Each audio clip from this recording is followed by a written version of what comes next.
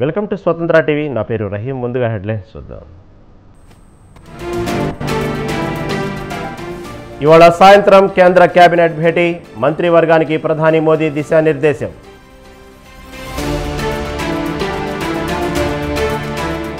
BJP రాష్ట్ర అధ్యక్షుడిగా ఈటలను ప్రకటించే ఛాన్స్, అమిత్ షాతో భేటీ కానున్న మల్కాజ్గిరి ఎంపీ.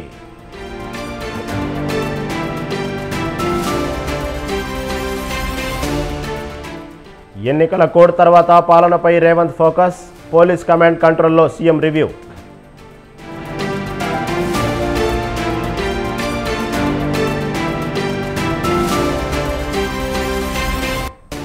పిఠాపురం పట్టణంలో ఫ్లెక్సీల రగడ, జనసేన ఫ్లెక్సీలను చించేసిన ఆగంతకులు.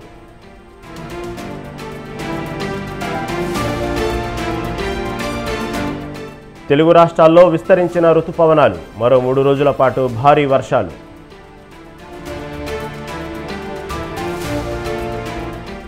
జమ్మూ కాశ్మీర్లో యాత్రికుల బస్సుపై ముష్కరుల దాడి, ఉగ్రవాదుల కోసం కొనసాగుతోన్న వేట.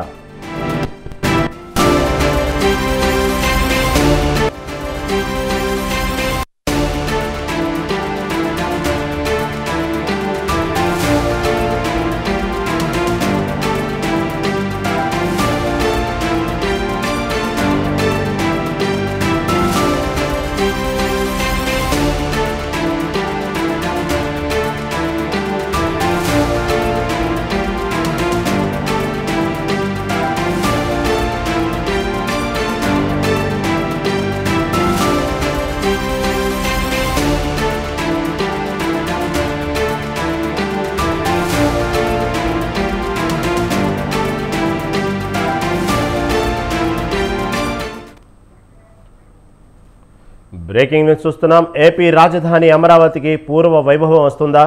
రాజధాని పనులకు త్వరలోనే శ్రీకారం చుడతారా అంటే అవుననే సమాధానం వస్తోంది. ఎన్నికల్లో టీడీపీ కూటమి భారీ విజయం సాధించడంతోనే అమరావతిపై చర్చ మొదలైంది. ఇక అమరావతికి పూర్వ వైభవం వస్తుందని భావిస్తున్నారు. గత ప్రభుత్వం విశాఖ రాజధానిగా ప్రకటించి అభివృద్ధి పనులు చేపట్టినా ప్రజలు వాటిని తిరస్కరించారు. అమరావతి వైపే అందరూ మొగ్గు చూపారు. ఎన్నికల్లో గెలిస్తే అమరావతిని ఏకైక రాజధానిగా అభివృద్ధి చేస్తామని, రాష్ట్ర యువతకు ఉపాధి కేంద్రంగా మారుస్తామని చంద్రబాబు హామీ ఇచ్చారు. ఇచ్చిన ఆ మాట మేరకు పనులు కూడా ప్రారంభమయ్యాయి. చంద్రబాబు ప్రమాణ స్వీకారం చేయకముందే అమరావతి ప్రాంతంలో 5 ఏళ్లుగా పెరిగిన పిచ్చి మొక్కల్ని తీసేయడం ప్రారంభించారు. దాదాపుగా 100 జేసీబీలతో జంగిల్ క్లియరెన్స్ ప్రారంభించింది.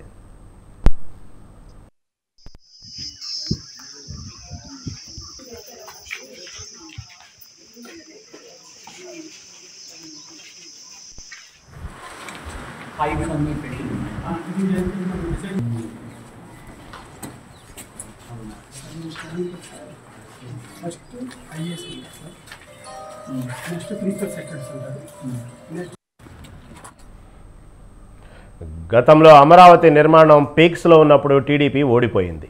వైసీపీ ప్రభుత్వం అధికారంలోకి రావడంతో అమరావతి పనులు నిలిచిపోయాయి. మొదటి విడతలో అమరావతిని ఖరారు చేసి భూమి సమీకరణ చేసి ఎన్జీటీలో పిటిషన్లు అధిగమించి పనులు ప్రారంభించేసరికి చాలా కాలం గడిచిపోయింది. ఈసారి ఎలాంటి సమస్యలు లేవు. ఆల్రెడీ పడిన పునాదుల మీద నిర్మాణాలు చేయడమే మిగిలింది. అందుకే 2-3 ఏళ్లలో మొత్తం నిర్మాణాలు పూర్తయ్యని అంచనా వేస్తున్నారు. మరి అమరావతి రాజధాని మీద మరింత సమాచారం మా ప్రతినిధి రమేష్ లైవ్లో అందిస్తారు. Over to Ramesh.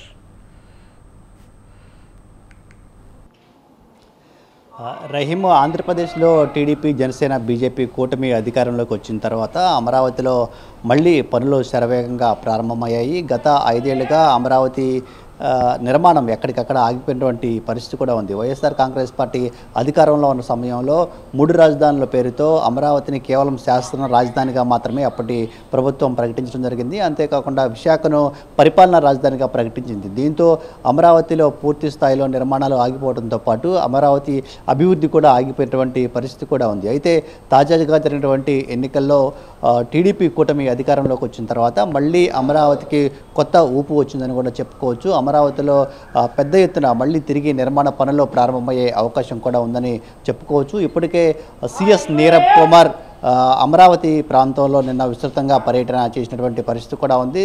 నిర్మాణంలో ఉన్నటువంటి సచివాలయ భవనాలు కావచ్చు, అదేవిధంగా సెక్రటరియట్ భవనాలు కావచ్చు, హైకోర్టు భవనంతో పాటు ఏపీ ఎన్జిఓల భవనాలకు సంబంధించిన నిర్మాణాలు, అదేవిధంగా ఐఏఎస్ క్వార్టర్స్, మంత్రుల నివాసాలకు సంబంధించినటువంటి క్వార్టర్స్, వీటన్నిటిని కూడా పరిశీలించారు. అంతేకాకుండా గతంలో తెలుగుదేశం పార్టీ హయాంలో అమరావతి రాజధాని నిర్మాణానికి సంబంధించి ఎక్కడైతే శంకుస్థాపన చేయడం జరిగిందో ఆ శంకుస్థాపన చేసినటువంటి ప్రాంతాన్ని కూడా పరిశీలించారు. దీంతోపాటు అమరావతిలో నిర్మాణ పనులు వేగవంతంగా చేయడానికి చేపట్టాల్సినటువంటి కార్యాచరణ పైన ఇప్పటికే సిఎస్ నీరబ్ కుమార్ కూడా ప్రణాళికలు సిద్ధం చేయడం జరిగింది. టీడీపీ అధినేత చంద్రబాబు నాయుడు ఈ నెల 12వ తేదీన ముఖ్యమంత్రిగా ప్రమాణ స్వీకారం చేయబోతున్నారు. ముఖ్యమంత్రిగా ప్రమాణ స్వీకారం చేసిన తర్వాత అమరావతి నిర్మాణానికి సంబంధించి పూర్తి స్థాయిలో దృష్టి పెట్టే అవకాశం ఉందని కూడా చెప్పుకోవచ్చు. ఎన్నికలకు ముందే తాము అధికారంలోకి వస్తే అమరావతిని ఏకైక రాజధానిగా నిర్మాణం చేస్తామంటూ కూడా టీడీపీ, బీజేపీ, జనసేనలు ప్రజలకు హామీ ఇచ్చినటువంటి పరిస్థితి కూడా ఉంది.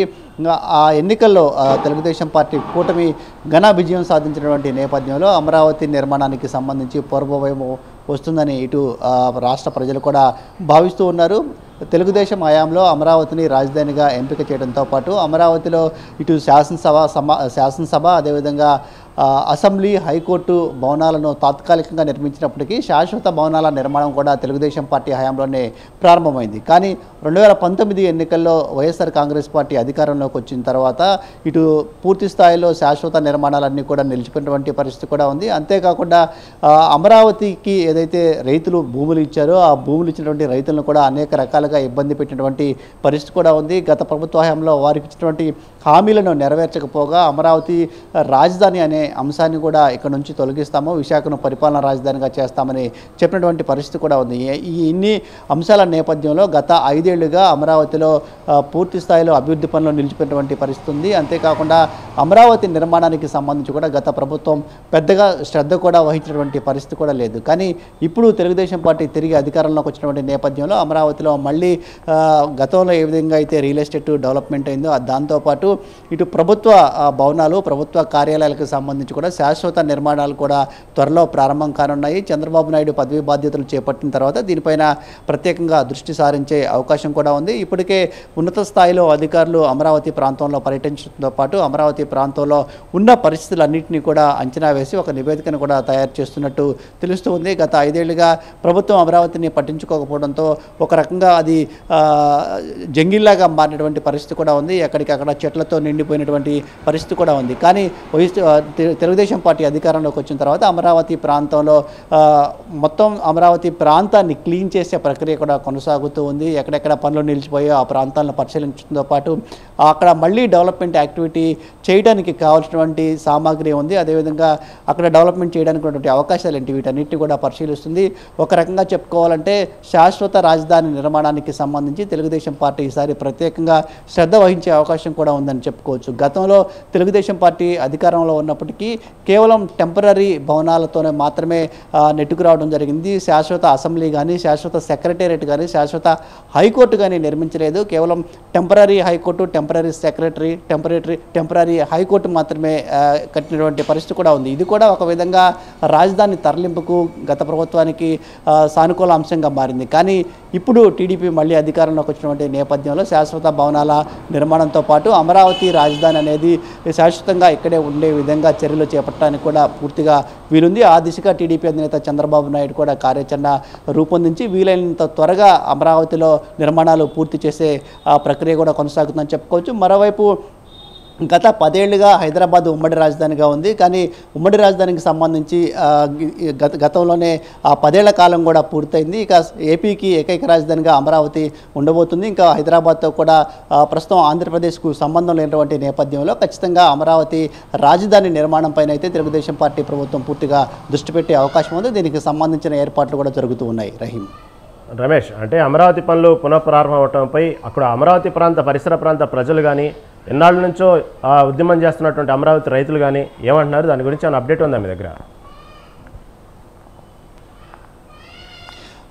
మొత్తంగా తెలుగుదేశం పార్టీ అధికారంలోకి రావటం, అదేవిధంగా తిరిగి అమరావతి రాజధాని పనులు ప్రారంభమయ్యేందుకు ఏర్పాట్లు జరుగుతున్నటువంటి నేపథ్యంలో అమరావతి ప్రాంత రైతులందరూ కూడా ఆనందం వ్యక్తం చేస్తూ ఉన్నారు. అమరావతి ప్రాంత పరిసరాల్లో ఉన్నటువంటి ప్రజలు కూడా ఆనందాన్ని వ్యక్తం చేస్తూ ఉన్నారు. గతంలో వైఎస్ఆర్ కాంగ్రెస్ పార్టీ అధికారంలో ఉన్నటువంటి సందర్భంలో అమరావతి రాజధానిగా ఉన్నప్పటికీ ఆ తర్వాత 3 రాజధానుల కాన్సెప్ట్ను తెరపైకి తీసుకురావటం, అమరావతిని కేవలం శాసన రాజధానిగా మాత్రమే కొనసాగిస్తామని జగన్ ప్రభుత్వం చెప్పినటువంటి నేపథ్యంలో ఆ ప్రభుత్వానికి వ్యతిరేకంగా పెద్ద ఎత్తున అమరావతి ప్రాంత ప్రాంత వాసులతో పాటు రాష్ట్ర ప్రజలందరూ కూడా ఆందోళన చేశారు, పోరాటాలు కూడా చేసినటువంటి పరిస్థితి కూడా ఉంది. ప్రధానంగా అమరావతి రాజధానికి రైతులు ఎవరైతే భూములు ఇచ్చారో వాళ్ళందరూ కూడా గత ప్రభుత్వ నిర్ణయాన్ని పూర్తిగా వ్యతిరేకించినటువంటి పరిస్థితి కూడా ఉంది.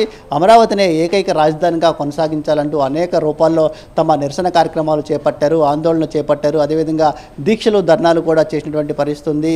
దీంతోపాటు న్యాయస్థానం టు దేవస్థానం అంటూ రాష్ట్ర వ్యాప్తంగా హైకోర్టు నుంచి బస్ యాత్ర కూడా చేసినటువంటి పరిస్థితి కూడా ఉంది. కానీ ఆ అమరావతి ప్రాంత ప్రజలు ఎవరైతే తమ ఆందోళన వ్యక్తం చేశారో, ఉద్యమాలు, ధర్నాలు, ఆందోళన చేశారో వాటన్నిటిని కూడా గత ప్రభుత్వం పట్టించుకోలేదు. అంతేకాకుండా అమరావతి రైతులు చేస్తున్నటువంటి పోరాటాలను ఎక్కడికక్కడ అడ్డుకునే ప్రయత్నం చేశారు. ఉద్యమంలో పాల్గొన్న వారిని అరెస్ట్ చేసి జైలుకు పంపించినటువంటి పరిస్థితి కూడా ఉంది. అంతేకాకుండా గత 5 ఏళ్ల కాలంలో అమరావతి ప్రాంతంలో పెద్ద ఎత్తున పోలీసులను మోహరించారు. ప్రజలు ఇళ్ల నుంచి బయటికి రావాలంటేనే భయపడే పరిస్థితి గత ప్రభుత్వ హయాంలో ఉండేది. ఇప్పుడు తెలుగుదేశం పార్టీ అధికారంలోకి వచ్చిన తర్వాత తిరిగి అమరావతి నిర్మాణానికి సంబంధించి వేగంగా అడుగులు వేస్తున్నటువంటి నేపథ్యంలో అమరావతి ప్రాంత వాసులు ఆనందాన్ని వ్యక్తం చేస్తూ ఉన్నారు. గతంలో ఏదైతే తమను జగన్ ప్రభుత్వం అనేక రకాలుగా ఇబ్బంది పెట్టింది, అందులో భాగంగానే ఆ పార్టీకి ఇప్పుడు కేవలం 11 ఎమ్మెల్యే స్థానాలు మాత్రమే రావడం జరిగిందనే విషయాన్ని కూడా అమరావతి ప్రాంత వాసులు చెప్తున్నటువంటి పరిస్థితి. తాము అమరావతిని రాజధానిగా కొనసాగించాలని ఎన్నో రకాలుగా ప్రభుత్వాన్ని వేడుకునే ప్రయత్నం చేశాము, తమ వాదనను ప్రభుత్వం దృష్టికి తీసుకువెళ్లే ప్రయత్నం చేశాము. అయినప్పటికీ గత ప్రభుత్వం ఏమాత్రం సహకరించలేదనే విమర్శలు కూడా అమరావతి రైతులు గత కొంతకాలంగా చేస్తూ ఉన్నారు. అమరావతిని రాజధాని కాకుండా చేసేందుకు జగన్ చేసినటువంటి ప్రయత్నాల కారణంగానే ఆ పార్టీ దారుణంగా ఓటమి చెందిందనే అంశాన్ని కూడా అమరావతి ప్రాంత రైతులైతే ఇప్పుడు చెప్తున్నటువంటి పరిస్థితి కూడా ఉంది. అంతేకాకుండా ఇంకా అమరావతి ప్రాంతానికి, అమరావతి రాజధానికి మంచి రోజులు వచ్చాయనే ఆనందాన్ని కూడా అమరావతి రైతులు కావచ్చు, అమరావతి ప్రాంత వాసులు కూడా వ్యక్తం చేస్తున్నటువంటి పరిస్థితి అయితే ఉంది. ఈ 5 ఏళ్ల కాలంలో ఖచ్చితంగా అమరావతి రాజధాని నిర్మాణం పూర్తి అవుతుందనే ఒక ఆశాభావాన్ని, ధీమాన్ని కూడా అమరావతి ప్రాంత వాసులు వ్యక్తం చేస్తూ ఉన్నారు. ఎందుకంటే తెలుగుదేశం పార్టీ హయాంలోనే అమరావతిని రాజధానిగా ప్రకటించడం జరిగింది. అంతేకాకుండా అమరావతిలో రాజధానికి కావాల్సినటువంటి నిర్మాణాలను చేపట్టడంతో పాటు అమరావతినే రాజధానిగా తాము కొనసాగిస్తామని పదే చెప్పినటువంటి పరిస్థితి కూడా ఉంది. కాబట్టి ఖచ్చితంగా ఈ ప్రాంతవాసుల్లో ఒక రకమైన ఆనందం అయితే వ్యక్తం అవుతుంది. ఖచ్చితంగా అమరావతి నిర్మాణం ఈ 5 ఏళ్లలో పూర్తవుతుంది. భవిష్యత్తులో ఎవరు కూడా అమరావతిని రాజధానిని తొలగించే అవకాశమే లేదు. శాశ్వత రాజధానిగా అమరావతి ఉండబోతుందనే ధీమాను కూడా అమరావతి ప్రాంత వాసులు అయితే వ్యక్తం చేస్తూ ఉన్నారు. Rahim. Right Ramesh, thank you for updates.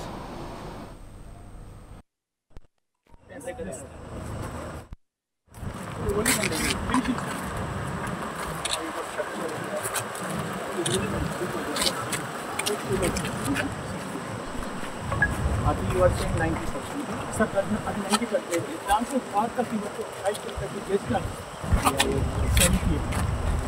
More rate.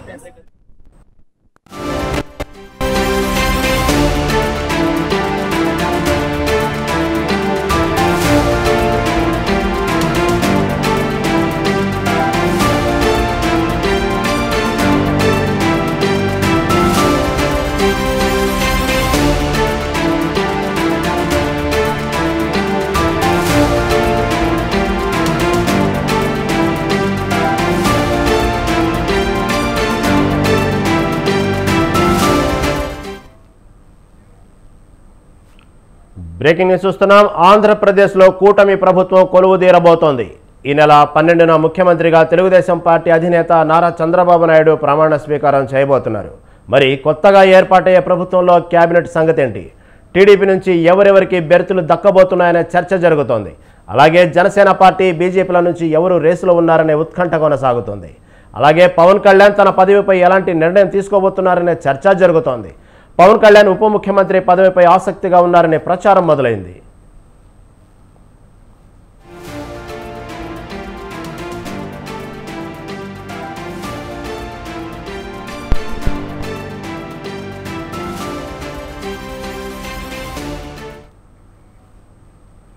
అంతేకాదు సోషల్ మీడియాలో కూడా పవన్ కళ్యాణ్ డిప్యూటీ సీఎం కాబోతున్నారనే టాక్ నడుస్తోంది.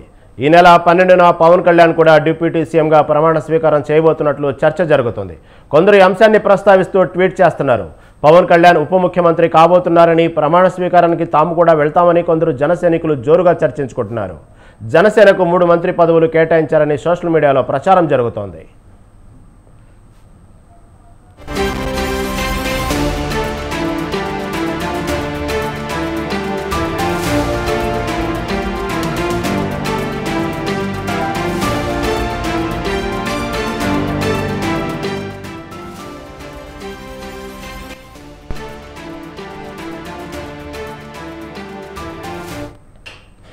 ఆంధ్రప్రదేశ్లో కూటమి ప్రభుత్వం కొలువుదీరబోతోంది. ఈ నెల 12న ముఖ్యమంత్రిగా తెలుగుదేశం పార్టీ అధినేత నారా చంద్రబాబు నాయుడు ప్రమాణ స్వీకారం చేయబోతున్నారు. మరి కొత్తగా ఏర్పాటయ్యే ప్రభుత్వంలో కేబినెట్ సంగతేంటి? టీడీపీ నుంచి ఎవరెవరికి బెర్తులు దక్కబోతున్నాయనే చర్చ జరుగుతుంది. అలాగే జనసేన పార్టీ, బీజేపీల నుంచి ఎవరెవరు రేసులో ఉన్నారనే ఉత్కంఠ కొనసాగుతుంది. అలాగే పవన్ కళ్యాణ్ తన పదవిపై ఎలాంటి నిర్ణయం తీసుకోబోతున్నారనే చర్చ జరుగుతుంది.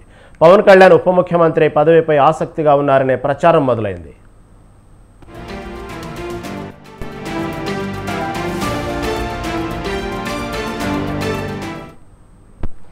అంతేకాదు సోషల్ మీడియాలో కూడా పవన్ కళ్యాణ్ డిప్యూటీ సీఎం కాబోతున్నారనే టాక్ నడుస్తుంది. ఈ నెల 12న పవన్ కళ్యాణ్ కూడా డిప్యూటీ సీఎంగా ప్రమాణ స్వీకారం చేయబోతున్నట్లు చర్చ జరుగుతోంది. కొందరు ఈ అంశాన్ని ప్రస్తావిస్తూ ట్వీట్ చేస్తున్నారు. పవన్ కళ్యాణ్ ఉప ముఖ్యమంత్రి కాబోతున్నారని, ప్రమాణ స్వీకారానికి తాము కూడా వెళ్తామని కొందరు జన సైనికులు జోరుగా చర్చించుకుంటున్నారు. జనసేనకు 3 మంత్రి పదవులు కేటాయించారని సోషల్ మీడియాలో ప్రచారం జరుగుతోంది.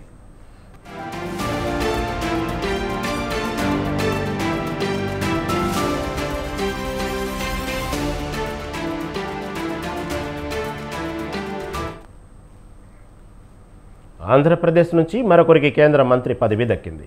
బీజేపీకి చెందిన నర్సాపురం ఎంపీ భూపతిరాజు శ్రీనివాస్ వర్మను కేంద్ర కేబినెట్లోకి తీసుకొనున్నారు. లోక్సభ ఎన్నికల్లో వైసీపీ అభ్యర్థి ఉమాబాలపై 2.76 లక్షల ఓట్ల మెజార్టీతో శ్రీనివాస్ వర్మ ఘన విజయం సాధించారు.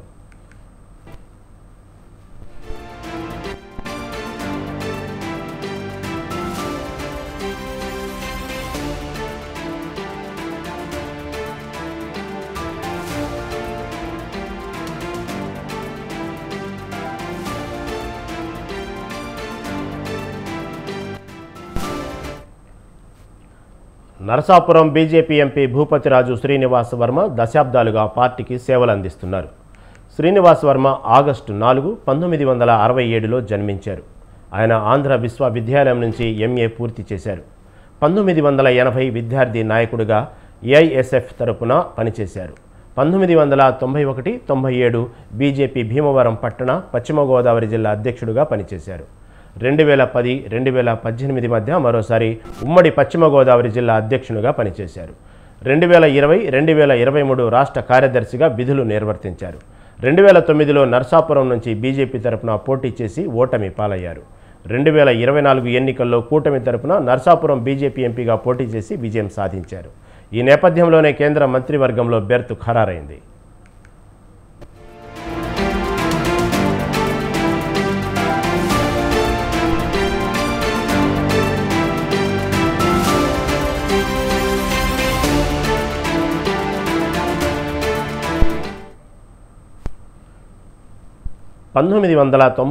తర్వాత కేంద్ర మంత్రివర్గంలో ఏపీ బీజేపీకి చోటు దక్కటం ఇదే మొదటిసారి.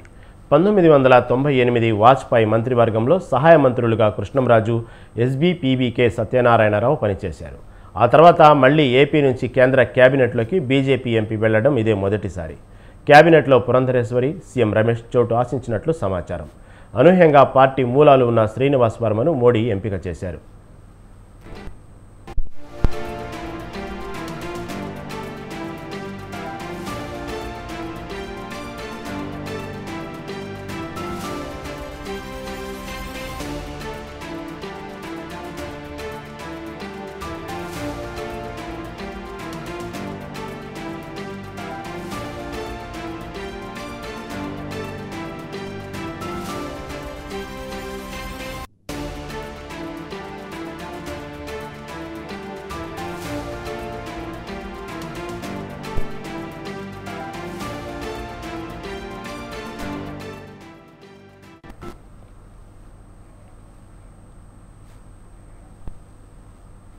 స్వతంత్ర హోదాతో బీజేపీ ఇస్తామని చెప్పిన కేంద్ర సహాయ మంత్రి పదవిని ఎన్సీపీ కార్యనిర్వాహక అధ్యక్షుడు ప్రఫుల్ పటేల్ సున్నితంగా తిరస్కరించారు. ప్రధానిగా మోదీ ప్రమాణ స్వీకారం సందర్భంగా ఢిల్లీలో ఆయన మాట్లాడారు. గతంలోనూ తాను కేబినెట్ మంత్రిగా పనిచేశానని, ఇప్పుడు సహాయ మంత్రి అంటే తన స్థాయికి తగ్గించుకోవడమే అవుతుందన్నారు. ఇప్పటికే విషయాన్ని బీజేపీ అధిష్టానం దృష్టికి తీసుకెళ్లగా కొద్ది రోజుల్లో తగిన చర్యలు తీసుకుంటామని వారు హామీ ఇచ్చినట్లు ఆయన వెల్లడించారు. పటేల్ నిరుత్సాహానికి గురైనట్లు వార్తలు రావడంతో మహారాష్ట్ర ఉప ముఖ్యమంత్రి ఫడ్నవీస్, కమలం నేత వినోద్ తావడే ఆయన్ను కలిశారు. పొత్తు ధర్మం ప్రకారం మిత్రపక్షాలకు పార్లమెంట్లో బలం ఆధారంగా మంత్రిత్వ శాఖల కేటాయింపు జరుగుతుందన్నారు ఫడ్నవీస్. భవిష్యత్తులో విస్తరణ జరిగినప్పుడు అవకాశం ఉంటుందని అప్పటి వరకు వేచి చూడాలని పటేల్ను అభ్యర్థించామన్నారు. అజిత్ పవార్ నేతృత్వంలోని ఎన్సీపీకి లోక్సభలో ఒకరు, రాజ్యసభలో మరో సభ్యుడు ఉన్నారు.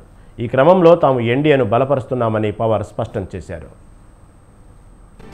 Our parties are working hand in hand as we are here. Okay, now Only point here is there is some little bit of a misunderstanding created because yesterday night we got an information that our party will get a MOS independent charge, that position which Devendra ji today also clarified before all of you, that it is in line with what was being offered to our other alliance partners also.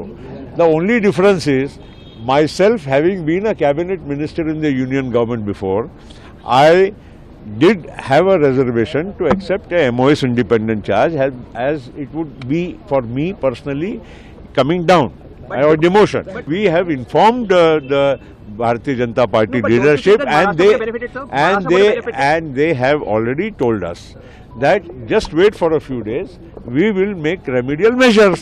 Now if that is the line they have taken, it does not mean that we should say all this immediately, that there is some problem or there is some reason why. Devendra ji himself has clarified this, that both of us are. ఇవి ఇప్పటివరకు updates. Keep watching స్వతంత్ర TV.